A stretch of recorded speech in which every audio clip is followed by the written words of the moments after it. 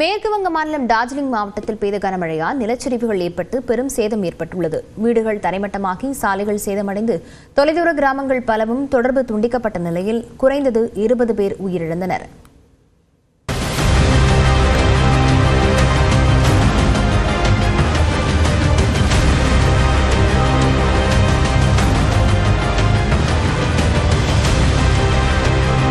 மேற்கு வங்கத்தின் வடக்கு பகுதியில் உள்ள பிரபல சுற்றுலா தலமான டார்ஜிலிங் மற்றும் கலிம்போங், கூச் பெகார், ஜல்பைகுரி, அலிப்பூர்துவார் உள்ளிட்ட மாவட்டங்களில் கனமழை வெளுத்து வாங்கியது.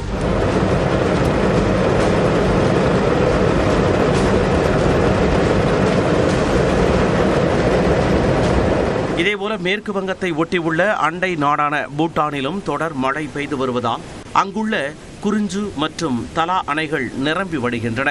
அங்கிருந்து அதிகளவு தண்ணீர் திறக்கப்படுவதால் டீஸ்டா மற்றும் ஜல்தகா ஆறுகளில் வெள்ளம் கரை புரண்டு ஓடுகிறது.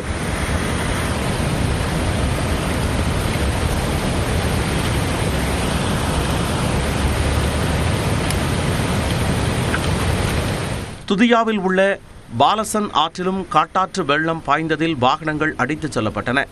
கடும் வெள்ளத்தால் சிலிகுரி டார்ஜிலிங் மாநில நெடுஞ்சாலையில் உள்ள இரும்பு பாலத்தின் தூண் சேதம் அடைந்ததால் போக்குவரத்து தடை செய்யப்பட்டது.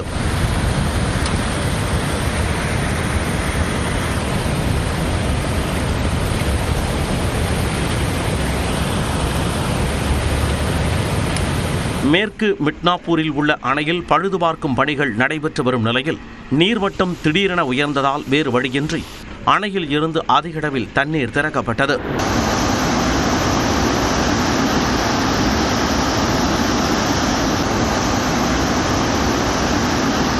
இதனால் ஆற்றில் தண்ணீர் பெருக்கெடுத்து ஓடும் நிலையில் கரையோர பகுதிகளையும் வெள்ள நீர் சூழ்ந்தது.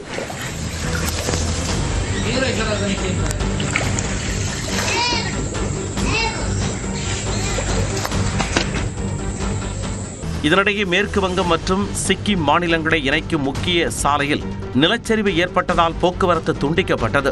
வெள்ளத்தில் சிக்கிய மக்களை மீட்கும் பணியில் பேரிடர் மீட்புப் படையினர் ஈடுபடுத்தப்பட்டனர்.